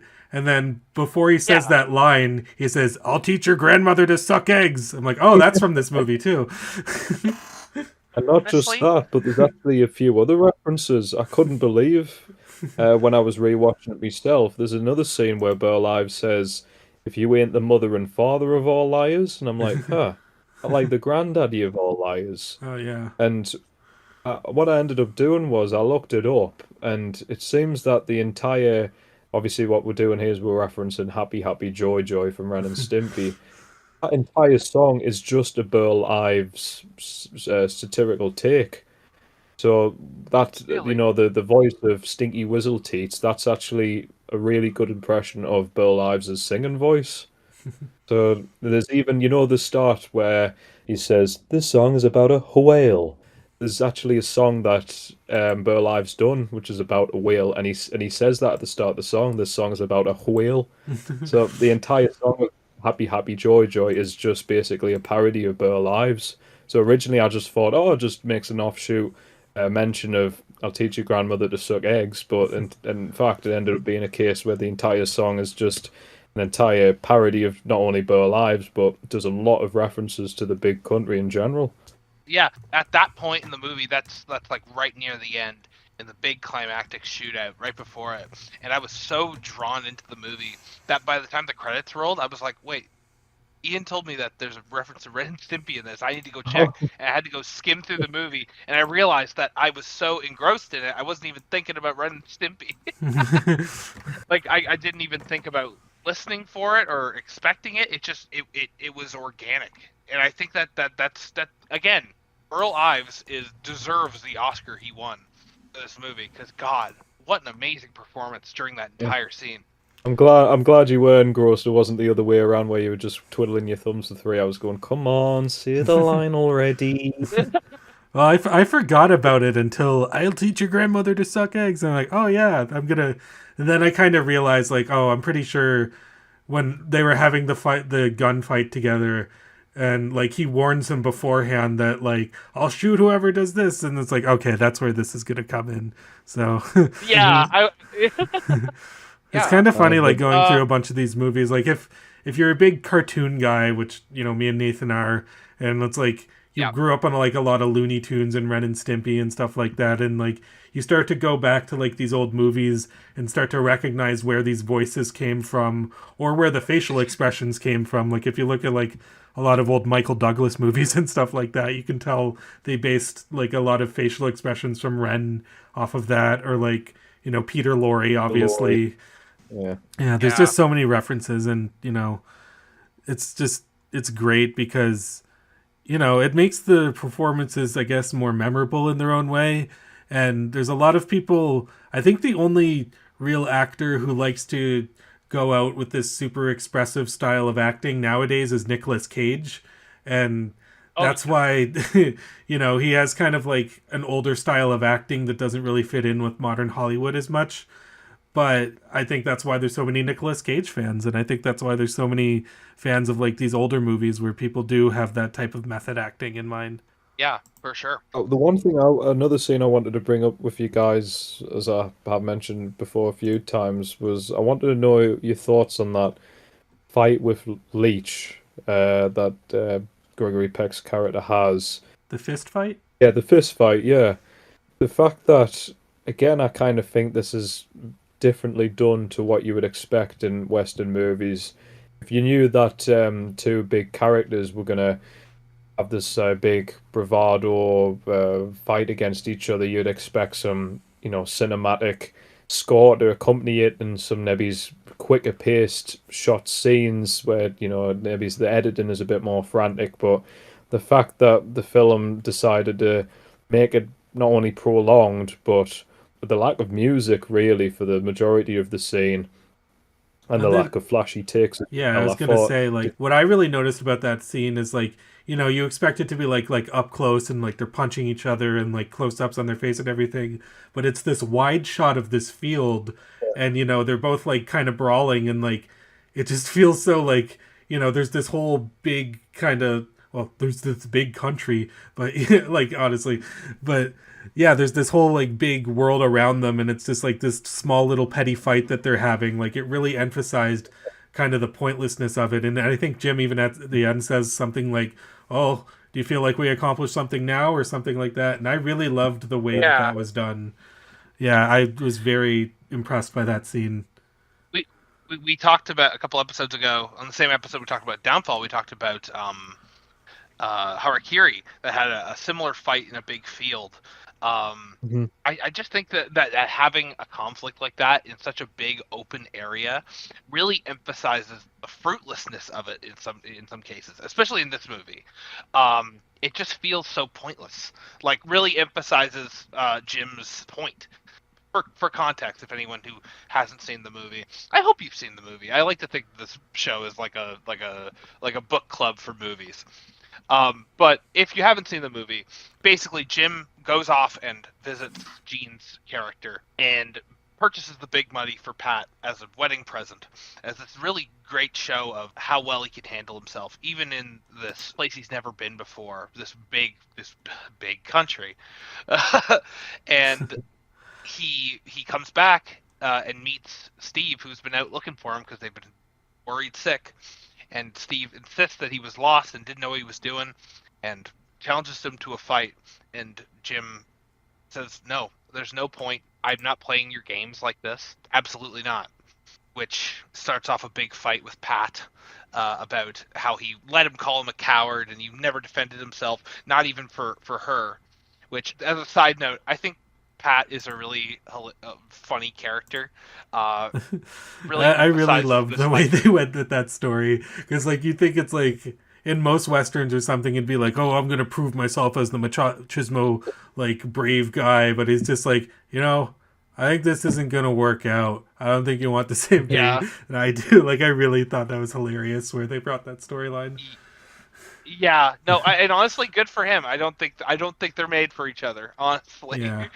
But yeah, and then he has this long thought about what it all means, what it could possibly mean to Steve, and then he wakes him up in the middle of the night and just tells him, I'm leaving tomorrow. I'm going back to town. I want to say goodbye. And his goodbye is this. It's long, prolonged fight scene. They fight each other to the ground, and you think it's over, and then they crawl back up and keep going until neither of them could stand. And it just feels so stupid. And it's like, if you want to know what this movie's about, this is probably the best example of it. Just because it's really a movie about how this law of the West and the fantasy of cowboys fighting for what's right. It's nothing. It's a fantasy, and you're fighting for yourself. which is what Jim is doing. He's just more overt about it. He's fighting for what he thinks is right, and that is like to not have to live in this world where there's this civil war going on right underneath his nose, right in the family that he's marrying into. He throws that away. He doesn't need that in his life, and it just spits in the face of the whole Western ideology. I thought it was great. It was a great. I think that happens around the midpoint, maybe near the end of the middle point of the movie, and it really solidifies the message of the film. And I honestly love this scene so much. Yeah, well, like this movie being made in I think 58, was it? Yeah. Yeah, I think that again, it's not as overt as something like The Shop on Main Street, but you can definitely feel like that post-war and kind of anti-war undertones of this movie. They're using the Civil War as like an example in this case, but they're also just kind of like showing the pointlessness and the pettiness of a lot of this conflict. And you can definitely say that that was probably the sort of mentality that a lot of people were going through around this time when they were, kind of winding down from the war and taking it all into account. So I think in a way it also, you do kind of feel like that a little bit. It's not the focus of the movie, I would say. The focus of the movie is more on the interpersonal relationships and, how that's kind of fucked up. But you could definitely take war allegories out of this, of World War II, if you were to look deep enough, I feel. Yeah, for sure. And another thing I wanted to mention is, I forgot to bring this up earlier, but I watched The Shop on Main Street, the one that won the Oscar. You know who presented the Oscar for it? Was Gregory Peck. Oh, shut up. Yeah. That's crazy. Oh, yeah, my God. So that was a great coincidence that we put these together. I mean, no, that was intentional. I meant that. Yeah. Oh, yeah. Big Eddie. It was all the Oscar footage I'm sure you go and watch from 1965. Is there anything else you guys want to talk about with this film? I think I'd like the last thing I really want to talk about is I guess I don't want to talk too much about the ending because I really feel like I want people to watch this movie because it really is a classic. But I feel like the end of this movie, it feels so subversive to the like what you normally expect from like the big the every Western has its showdown scene at the very end, but this one is so there's two people in this duel. It's being fought with gentlemen's rules and dueling pistols, not with revolvers. It's one person shoots into the dirt, the other person misses, and it feels like a dismantlement of the almost the Western genre as a whole to really ground it in some form of reality. And I guess this is the best time to talk. I said at the beginning, I really love the character of Buck Hennessy. When the movie starts, he's a troublemaker. They do the fun riding on the horses, and they're almost like circus performers. They're not bad people until you really dig into Buck and his tendencies towards Julie, because Julie is this object of his affection and something that he almost like a Gaston type character, where he just assumes he's owed her because he's chasing her. Apparently, in the scene where it's really uncomfortable scene where Julie is basically being held hostage on Hennessy land, and he sneaks in on her in bed at night and tries to assault her, and it's this really uncomfortable scene. And from what I looked up, apparently Gene Simmons was actually being manhandled by the actor who plays Buck, really holding on to her, not letting go, and it almost gave this poor woman a panic attack. So she would not talk about this movie. Apparently she was traumatized by this so much, which I am not a fan of, and I think that it's exemplary of how we treat actors and actresses back then versus now. But what an incredibly uncomfortable scene between those two actors. And again, another amazing scene for Burl Ives after he bursts in and reprimands him and makes him crawl on the ground like a dog. Any scene with Burl Ives is honestly the highlight of this movie. But yeah, what I'm trying to say is that Buck is this great, pathetic, evil person that you really don't think is so bad, but it just gets worse and worse and worse until the very end of the movie, where it sort of culminates in this final act of cowardice. You see, yeah, I think that's probably the best way to put it. Buck shows the ultimate act of cowardice. Steve Leach is not a coward. Gregory Peck is not a coward. Rufus Major, they're not cowards. They're wrong, but Buck is the only person I think who's a true coward in this movie for what he does in this duel. It was actually interesting when I watched that duel. I don't know if you've seen Barry Lyndon, but I don't want to spoil it for you if you did, but if you haven't, but it's very similar to a scene in Barry Lyndon near the end, and it kind of made me wonder if Kubrick saw this movie and took inspiration from it. Wow. Yeah, I'm willing to bet. Those elongated, uncomfortable scenes with women being manhandled. Funnily enough, the other Burl Ives movie I did quickly mention, Day of the Outlaw. A lot of that film has kind of got those scenes in it, and let's just say he's not as empathetic with the female characters as he is in this film. So, totally different film with a different, more nihilistic vibe, but. If you wanted to watch another Burl Ives movie, then that might be worth a watch as well. Day of the Outlaw, also a western, by the way. Yeah.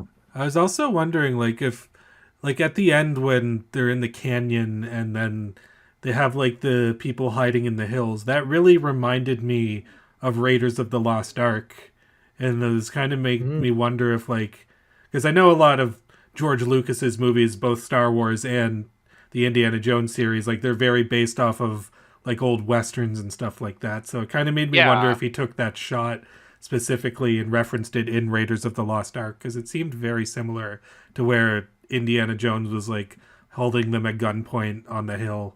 Absolutely. Good chance. Yeah. So, I mean, you could, dude. I mean, if you watch this movie, whether it's Ren and Stimpy or Barry Lyndon or Raiders of the Lost Ark, like, you can feel the impact that a movie like this had on just a lot of filmmakers, and for good reason. It's a fantastic little piece.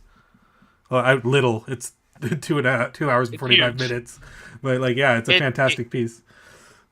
It's a big country, Ian. They said those lines so many times in the movie. It's like, what is this? Some kind of big country? That just made me like come up with like fake lines that they didn't actually say. Like to the point where Jim was like, no, like, yes, it's a big country. I've heard that. The coincidence that we put those things together, such as Gregory Peck giving the award to the people on the shop at Main Street. I suppose you could say it's a small world, but it's a big country too. Yeah, there we go. Yeah. Well, I think that's a perfect place to end off. These were both great movies. Good choices, Eddie, honestly. Yeah. Which one did you guys like more out of these two? I preferred The Shop on Main Street personally, but I liked both of them a lot. I think I'll go the opposite. I think I prefer The Big Country better. It's a bit more of a meatier watch, much longer, but I think it's worth it worth the long watch. Everything is packed and directed so well. Every moment is used so like perfectly that I think that would be my pick for my favorite movie of these two. Okay, what about you, Eddie? For me, really difficult. You're the tiebreaker. It would, yeah. I would have to tie it and say it would depend on the mood that I'm in. Because The Big Country, I think, is one of those films where I'm not saying when I say it's a breezier watch that it's lighthearted and that it's just not as entertaining as something like The Shop on Main Street. But I just mean, depending on the sort of film that you would maybe want to watch, it honestly, I think it's one of those things that I would just depend on the mood. I think both of them are excellent at what they are.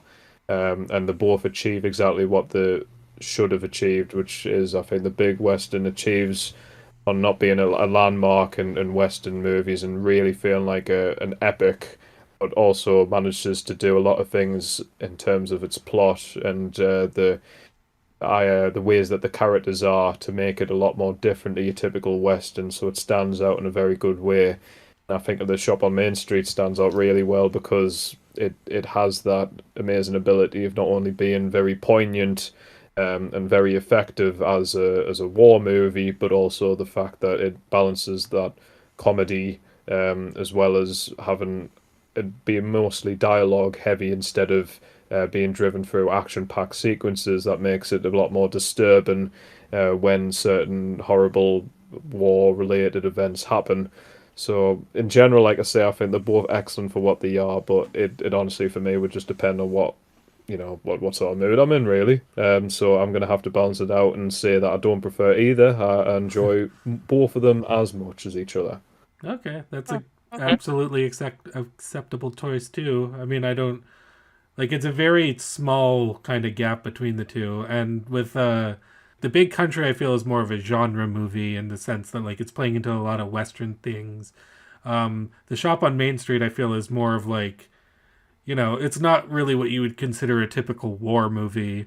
It's more about like the effects of war. More So doing it's, its own thing. yeah, exactly. So but I kind of like that contrast of one being, kind of fitting into a genre, even though Big Country does subvert the genre a lot. It's still a genre movie, but yeah, I kind of like how they both kind of. This was a good contrast, like oddly enough, like because they're so different. But Yeah, yeah, I would say that if we're in classic UK fashion, Eddie, I would say that the Shop on Main Street is like a bitter black coffee in the morning with a full English breakfast for the Big Country. Mm. Well put, guys. I'm glad you didn't call us as a goddamn fence sitter or something. All right. Well, that was awesome. yeah. But now that we come to the end, I think it's time for us to choose our two movies for next episode. Okay, and I Well, think that since we started off with yours last time, should we do mine this time? Yeah, Or- let's start with yours. Okay, cool. All right. So my movie, um, it's kind of funny. A lot of what we've recommended to the podcast are like movies we think are great and stuff we really love. Oh. But what me and Nathan love to do when we get together is watch really shitty movies. And Yes. so I feel like it's about time we dipped our toes into that pool a little bit. And I've heard of this movie a little while ago. I haven't actually seen it. So this is the first time I'm recommending a movie that I haven't seen. And it's supposedly one of the best kind of like, I don't like the term so bad it's good, but if you want to call it that, this apparently fits into that genre. And it's from the past decade, and it's apparently, it has a very small audience, but those who have seen it do kind of put it in that category. And I just love it based on the title. So for my recommendation next time from 2015 is Dancin' It's On. Dave, Mm. I'll tell you right now, I've never heard of this movie, but you Neither know have I I. love shitty movies. Whenever Ian comes back to the island, the first thing I do is I look for shitty movies. Yeah, and I think that the title Excellent. Dancin' It's On says enough. Okay. Well, that sounds awesome. I'm very excited to watch a shitty movie. I feel bad because I didn't also. I wish I had known they were choosing a shitty movie. I'll have one for next. I think it's good to Uh, balance with a good one. That'd be nice. Yeah. Well, I actually don't know if mine is good because it's another one that I've never seen. I was really struggling yesterday. I was thinking about my movie because I put it off to the last minute again. And I was looking through my to watch. I save whatever movies I think sound interesting. I just throw it on my watch list on my letterbox, and I realized that we are now. This is our first episode of 2024, our Lord's year of 2024, and I realized that I have a movie from 1975 that takes place in 2024. It is a sci-fi black comedy film that I really know nothing about. All I know is the description of the movie that I got while I was browsing, and that movie is A Boy and His Dog from 1975. And all I know is that this movie apparently has a telepathic dog, and it's a post-apocalyptic science fiction movie, and that's all I really know. I have never heard of this, so that's yeah, me either. But apparently this is 2024. This is the world we're living in now. So I figured we should watch a movie like this and really get used to what life is going to be like. So I'm looking forward to that. It's actually kind of funny. I was watching The Running Man the other day for the first time. I'm like, oh yeah, 2017 was a pretty harsh time. I forgot about that. I'm surprised we survived. I've never seen that either. I was a big Schwarzenegger fan back in like high school, junior high. Yeah, it's kind of dumb, but I would say it's a good Schwarzenegger vehicle. I'm also a massive Arnie fan, but it's one of the few that I haven't seen that I know are essential Arnie films. I still haven't seen True Lies either. I need to watch that too. You gotta see True Lies. I like True Lies a lot, actually. Yeah. I like how you kind of turned into John Kay there. It's like, oh, you gotta see True Lies. So speaking of Ren and Stimpy. John Kay. Oh, that's the worst thing to turn into. Oh, yeah, exactly. Actually, scratch that. Yeah, he's proof that not all Canadians are nice, is John Kay. No, they are not. All right. Well, I think that brings us to a close. Eddie, thank you so much for being on the show again. I'm sure we'll have you on another time. But this is great. Thank you for being our first guest, if you don't count my dog in the last episode. Yeah. Oh, thank you so much for inviting us, guys. I really do appreciate it. And if the opportunity arises that I could come on again in a future episode, I'll take it, definitely. Thank you. Awesome. I'm glad to hear that. Oh, yeah. I guess before we go, do you know where you can watch A Boy and His Dog? It is on Tubi in Canada. Oh, okay. So you can watch it free with ads. And I don't know where you can watch Dancing It's On, but I don't know. You can find you guys can figure out something. You're smart. I know you guys are smart. You guys are so smart. I'm so proud of you. I mean, yeah, exactly. It's like you're smart enough to watch Dancing It's On. I mean, you're probably smart enough to find it.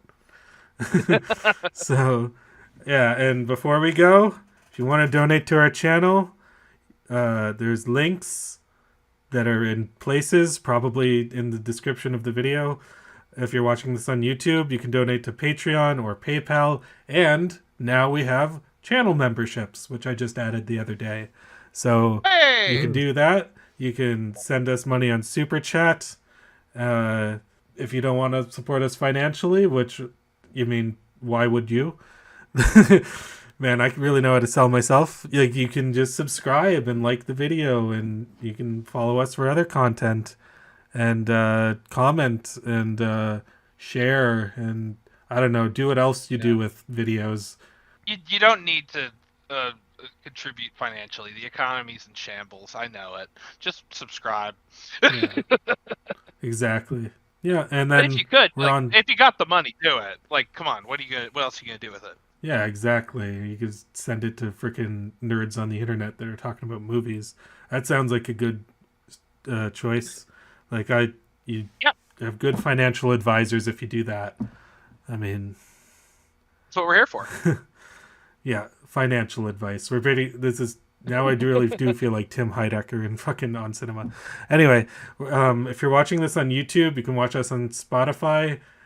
And by watch, I mean listen to. And if you're listening to us on Spotify, you can listen to us on YouTube. What a wonderful I guess you can watch circular. it on YouTube too, but it's just going to be a still image. Yeah, exactly. But it's a very nice still image that your partner It's amazing. drew.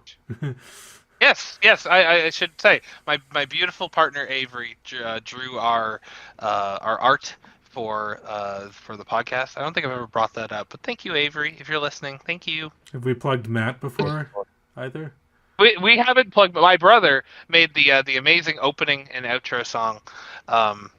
He's also in the description. So yeah, which is a cover of the Temple OS theme by Terry A. Davis. Yeah.